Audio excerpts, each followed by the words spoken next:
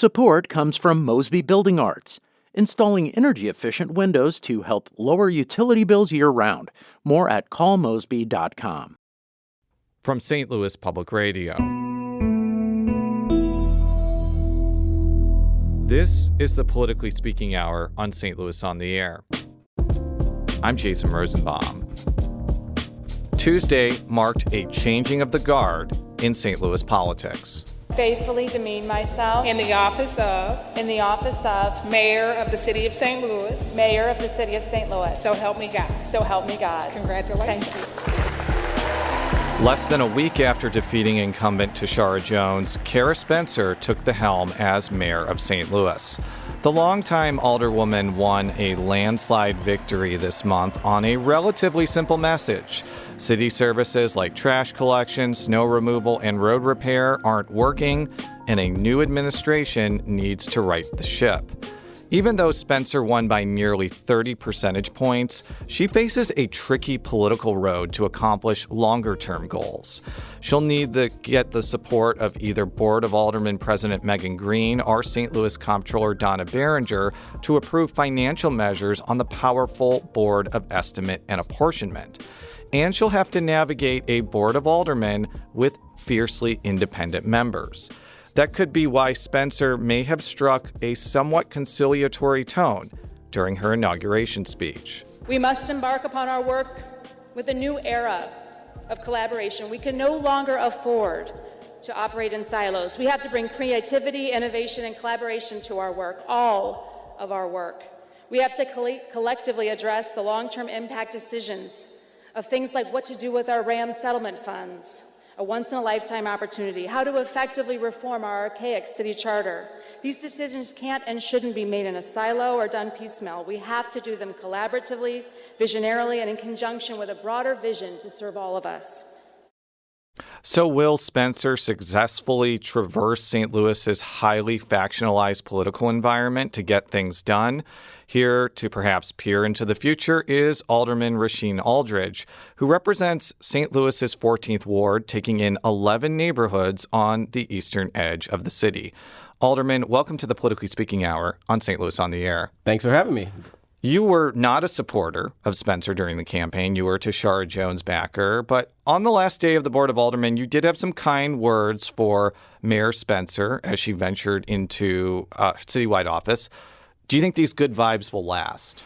I think they'll last for a minute, and I've actually had the opportunity to work with Alderwoman Spencer as a alderperson. So we both share downtown. So coming into the Board of Aldermen, we work very closely with having meetings in the neighborhood to remind people that, hey, downtown may be split between two alders, but we are working close together to make sure that resources in that downtown gets what they need. However, I did support Mayor Jones because I think her way that she was being intentional about investing in North St. Louis was something that I was nervous to potentially go backwards on with a Mayor Spencer. We've done some great stuff with past legislation to hold Paul McKee accountable. The North Side Corridor grants haven't went perfect, but the fact that she wanted to do something different with the ARPA dollars was something I think we needed to continue in North St. Louis because we haven't seen it in the past when it comes to previous mayors. I do want to ask about the election results before looking forward. Tashara Jones lost a lot of support in white and integrated parts of the city that she won in 2021, and she, I'm going to be very candid here, underperformed in African-American majority wards like the 14th Ward. Why do you think this happened?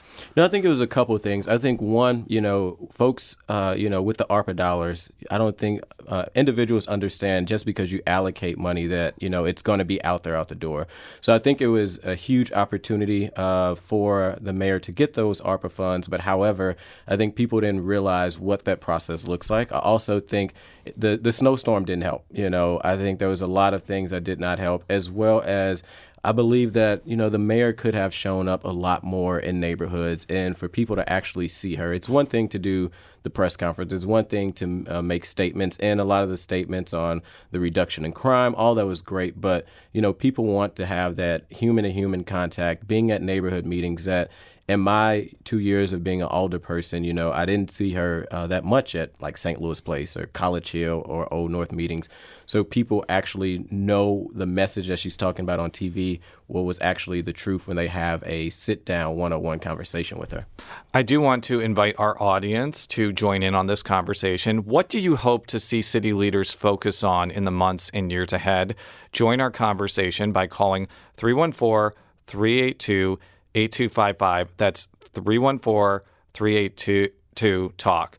We got a lot of listener questions when I put a prompt asking them what they want to see from Spencer and the Board of Aldermen. And a lot of responses were similar to Timothy Strzok. Basic services, trash pickup, street and sidewalk improvement repair, slowing the speed of drivers. People are dying. And I heard from other city residents that they were fed up with these types of services not being done effectively. What can actually be done to make these things better? Well, I think that's a great question from Timothy, and I know it's so many people throughout the city of St. Louis that, want the basic things done. I think that was a huge reason why Alderwoman Spencer won, because of a simple message of, hey, we're paying taxes, we want services to be complete. And I think, the challenge that she will have that the previous administration also had is we need to fill the positions at the city of St. Louis. We need more workers in the city of St. Louis. Of course, I think this is a national trend post-COVID. But one thing I think what we can do to, start to hire people to make sure we have more trash truck drivers, to make sure we have more refuse workers, is we at the city of St. Louis with the personnel department and the mayor, the ENA, the Board of Aldermen, we need to figure out how do we cut a lot of these open positions for 4 and 5 years that we have not been able to fill. Raise those salaries, bring them to a salary that is competitive so people that currently work for the city want to stay there and feel motivated to go above and beyond, and also bring in a new workforce as our workforce at the city of St. Louis it's aging a little bit.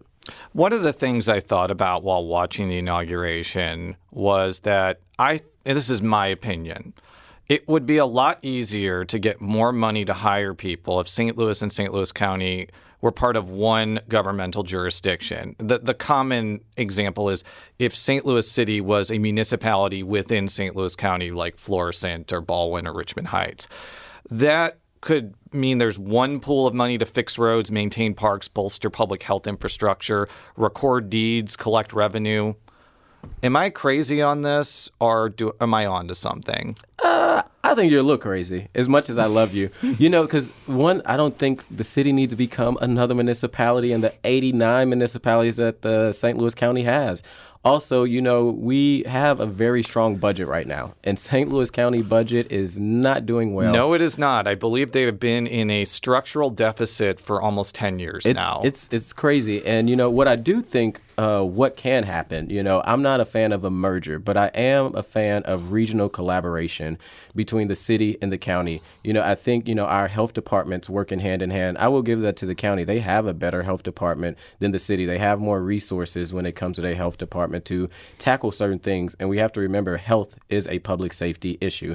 So I think the more regional collaboration, which we did see with former Mayor Jones and County Executive Sam Page, the way that they was able to work together when it comes to our airport, when it comes to certain things, is what I think we need to continue. Let's go to Crystal calling from Dutchtown. Crystal, welcome to the Politically Speaking Hour on St. Louis on the Air. Hi there. I'm really glad that you have Rasheen Aldridge on. I've met him in person multiple times, as well as the new mayor and the old mayor. I didn't, and in fact, the whole time I was dealing with so much trying to reach the city with toxic waste being dumped or alleyways being inaccessible and very dangerous, especially when a tree fell and the power lines, and then I kept trying to contact them even in person, and finally it took them about a year to get it slightly cleaned up, and now they're sending me bills, and now I have to take it to the new mayor. So I'm hoping this is why I voted for the new mayor. Thank you, Crystal, for your comments. I will just add, I am not a City of St. Louis resident, but I have often found it very difficult to deal with city government when I need to do something. Some agencies are better than others. The Collector of Revenue's office I have had great experiences with. But That is not the first time I've heard Yeah. anecdotes like that from Crystal. What's your response to it? First off, thank you, Crystal. And Dutchtown is one of my favorite neighborhoods. No, I mean, she's right.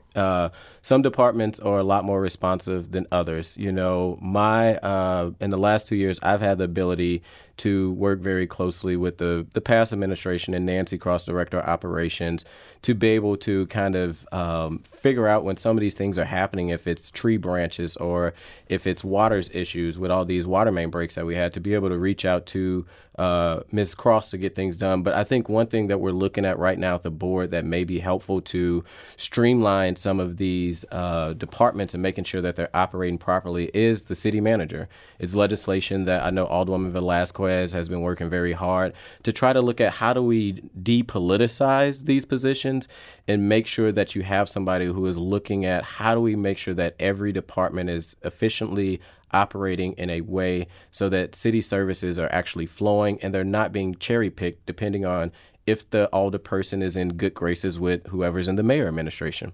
We need to take a quick break, but when we return, we'll continue our conversation with 14th Ward St. Louis Alderman Rasheen Aldridge. This is the Politically Speaking Hour on St. Louis on the Air.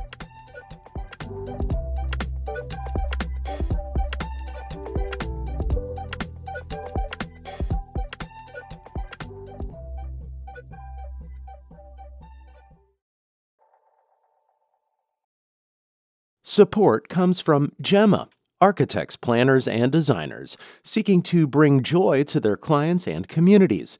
Details at gemastl.com.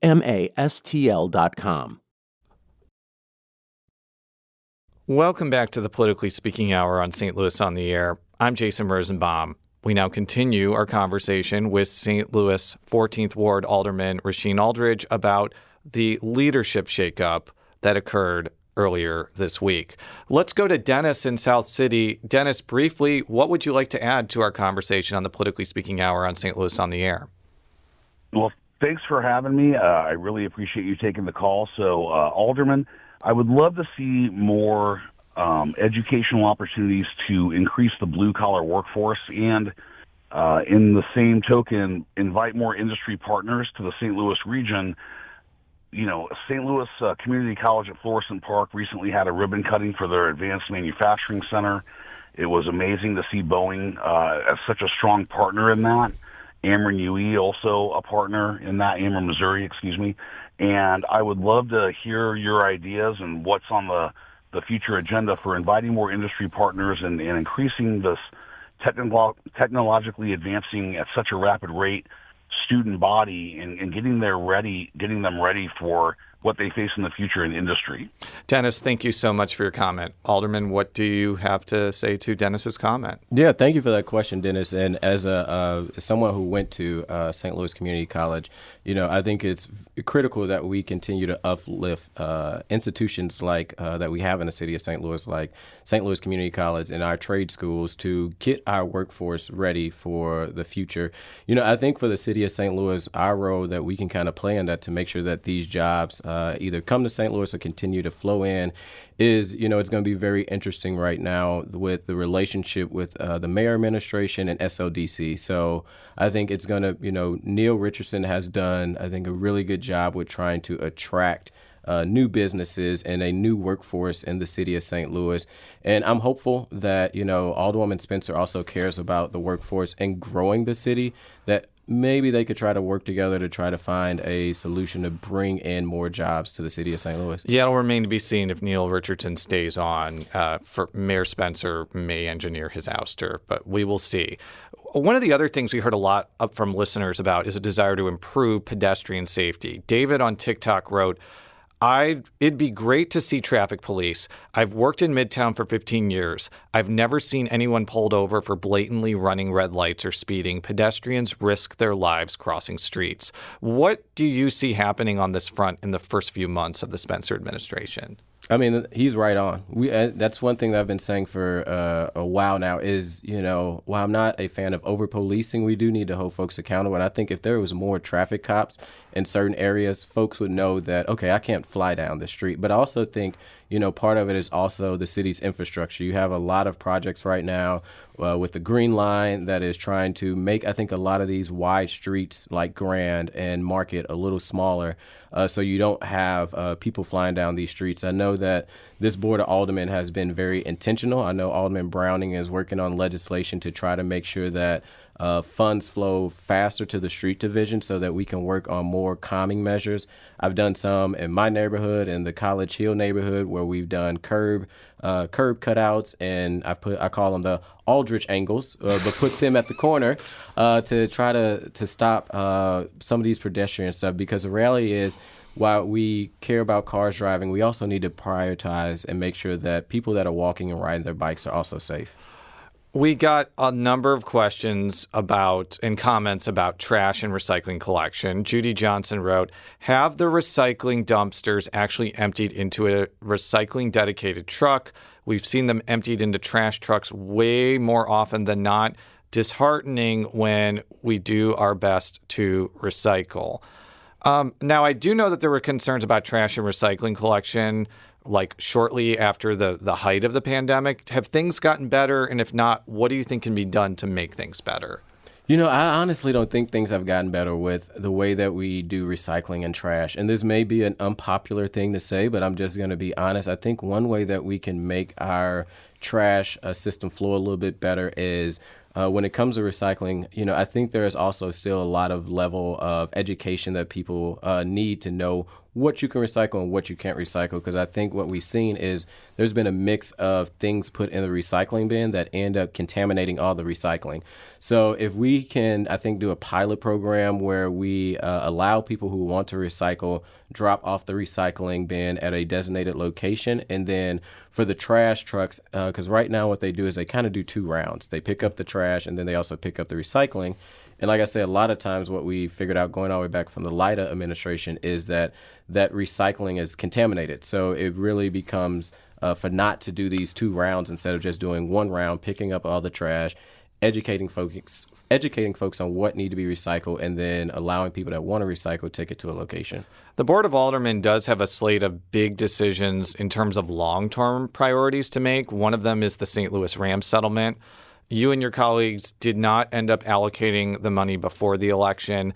Do you think there will be another effort to try and divide up those funds over the next few weeks and months? Oh, absolutely. And I do appreciate, as they call it at the board, the sausage-making process. I really hate that. But you don't like sausage? I just don't like that saying of like sausage-making process. For the people who may not eat, meat, let's figure out a way to... The tofu making process. Continue. I'll just say the legislative process of, we listened to residents for a year, and then, we tried to come up with legislation. And I totally get for residents, it may look like, it was no point of doing that. But I think it allowed us to have a heavy and a very deep conversation on where we need to invest money. But I'm not upset that we actually didn't touch it, because one, we have to get ARPA funds out the door. Even if we spent the Rams money last session, that would have been second priority to making sure that projects that ARPA funds was spent on got done, because we have a federal deadline. But I'm a little excited that we didn't spend it, is because now with the federal government, our health department just got slashed $600 some in federal funding. We're not sure what is going to come out of the federal government, and I think ensuring that we have money in our coffin to be safe with, to play with in the city, I think is beneficial. But I'm sure absolutely another Rams bill will be coming down this session. While there's obviously a lot of focus on Spencer taking over as mayor, St. Louis also has a new comptroller, Donna Baringer. She was your former colleague when you both served in the Missouri House. What are your expectations for her to transition into citywide service? Donna is a smart, scrappy woman. And I served with her for 5 years on the state level. And I know when it comes to numbers, she was on the fiscal committee with being in the Democratic side, but she was in a leadership position on that. It's going to be an interesting time. It's one thing to get, I think, a new mayor or a new comptroller, but it's another thing to get two of those players that sit on E&A, which is a huge learning curve. So, I'm hopeful for her, and I think she's going to dot I's, cross T's, and get contracts out the door. And the Board of Estimate and Apportionment makes major financial decisions for the city. So if they wanted to approve like a Rams deal, I think it has to go through E&A, if I'm not mistaken. Correct. And here, this is a little inside baseball, but like Mayor Spencer and Board of Alderman President Megan Green have not gotten along in recent months and years, and I could see them splitting on certain issues. And in my opinion, that gives Baringer, who is objectively more moderate to conservative than both Spencer and Green, a real opportunity to exert leverage out of the mayor or the Board of Alderman president. So basically, is Comptroller Baringer basically running the city right now? I wouldn't say she's running the city right now. I think there's going to be some interesting dynamics at ENA. And my hope is that on behalf of the city of St. Louis residents, that they all come together and get stuff done. I see Donna, or Comptroller Baringer, being a independent kind of person. She's not going to pick a side. I think, there's been an interesting dynamic between Alderwoman Spencer and Alderwoman Green. They served together for years. They've fought on same issues and recently have, didn't support each other in the mayor's race. But at the they end both seem progressive-y to me, even though I guess Cara Spencer has been exiled from the progressive faction. I would say Alderwoman Spencer has a forward-thinking mind on certain things. She fought against the airport. She, spoke out against Paul McKee. So I think her and Alderwoman Green can be able to put the personal things aside and, hopefully plan to work together to get things done. I know I've talked with Alderwoman Green, and, that is her goal. Or President. I keep calling her Alderwoman. I can't take her back. President Green. You also called Spencer Alderwoman. But yeah, that's a force of habit. Alderman Rasheen Aldridge, we were very glad to have you on the show today. And thank you so much for joining us. You represent 11 neighborhoods and the eastern side of the city. Thank you so much. Thanks for having me. Looking forward to be back.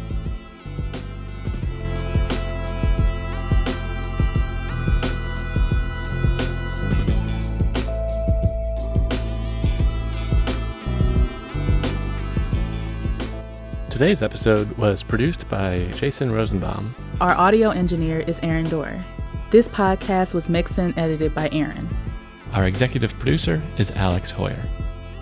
St. Louis on the Air is a production of St. Louis Public Radio.